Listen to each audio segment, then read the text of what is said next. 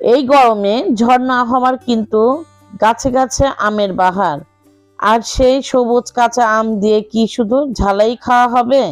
না, তাই আমি আজ নিয়ে এসেছি কাঁচা আমের আইসক্রিম।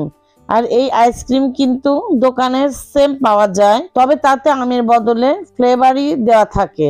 আর আমি যেভাবে বানাবো তাতে 100% আম থাকবে। আসসালামু আলাইকুম, আপনারা দেখছেন আইরিন হোম কিচেন। আজকে আমার রেসিপি কাঁচা আমের আইসক্রিম। প্রথমে আমি এক ঝোঁকা আম নিয়েছি, এখান থেকে আমি বেছে বেছে 4 থেকে 5টি আম নিয়ে নিব।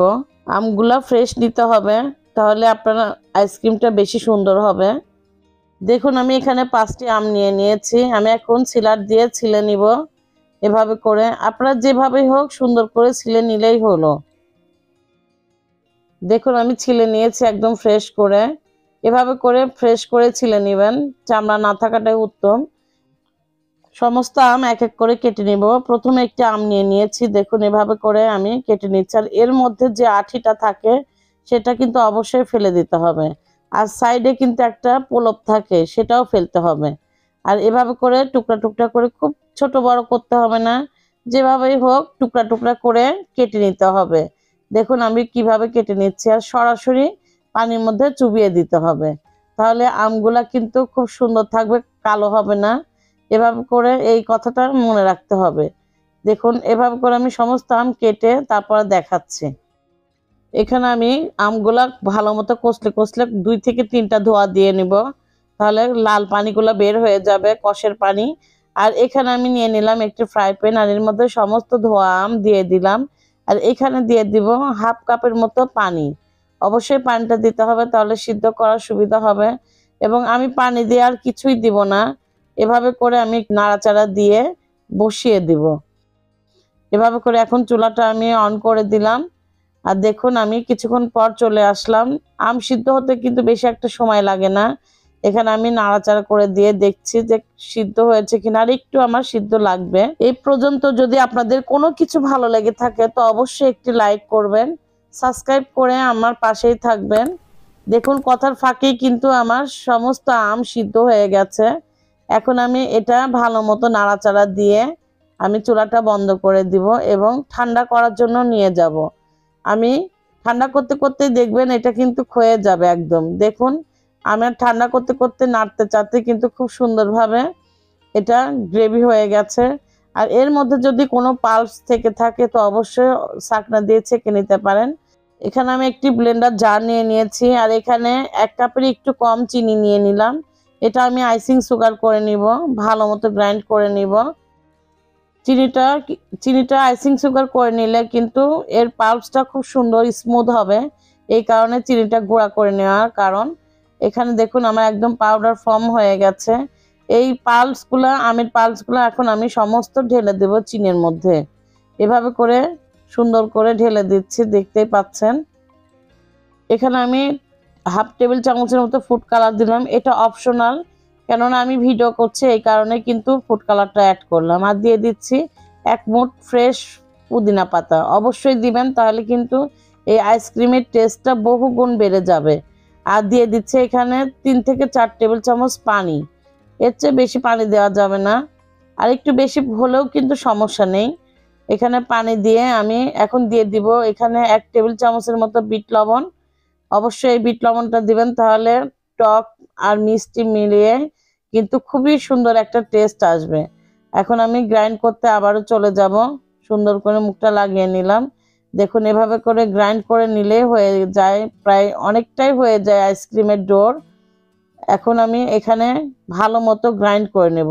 অবশ্যই পাতা একদমই যেন না থাকে, আর গ্রাইন্ড করলে তো এমনি কোনো কিছু থাকবে না, লাম্পস সম্পূর্ণ ম্যাশ হয়ে যাবে।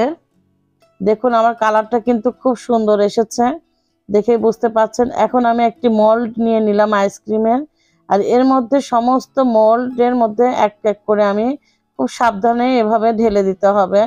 এভাবে করে ঢেলে দিয়ে পরিমাণ মতো, দেখে বুঝতে পাচ্ছেন মোল্ডের দাগটা দেখা যাচ্ছে, এ পর্যন্তই ঢালতে হবে। এভাবে করে সমস্ত পাল্পস আমি মোল্ডে ঢেলে দিব, আর বাকিগুলা দেখাচ্ছি। এখন আমি একটি ফয়েল পেপার দিয়ে এই মোল্ডটা ঢেকে দিচ্ছি। আর এভাবে করে ভালো মতো ঢেকে দেবেন, তাহলে সুন্দরভাবে আইসক্রিমটা জমাট বাঁধবে।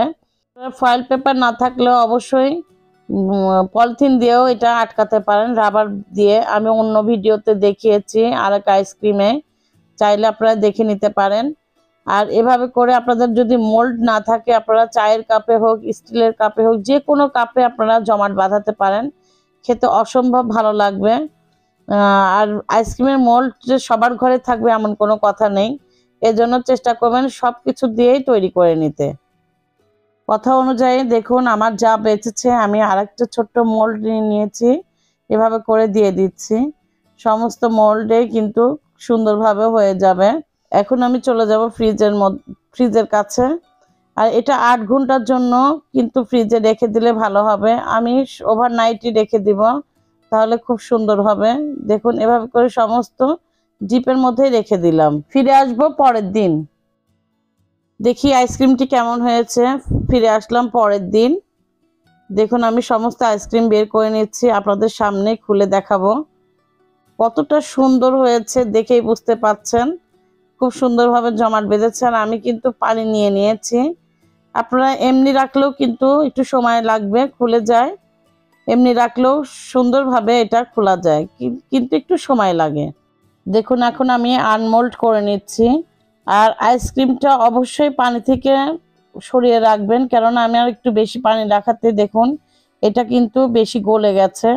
আপনারা এই ভুলটা করবেন না, কারণ আমার এখানে ভুল হয়ে গেছে। যেহেতু আপনাদের আমি বলে দিচ্ছি, আপনারা পানির মধ্যে বেশি 10 সেকেন্ডের বেশি রাখবেন না।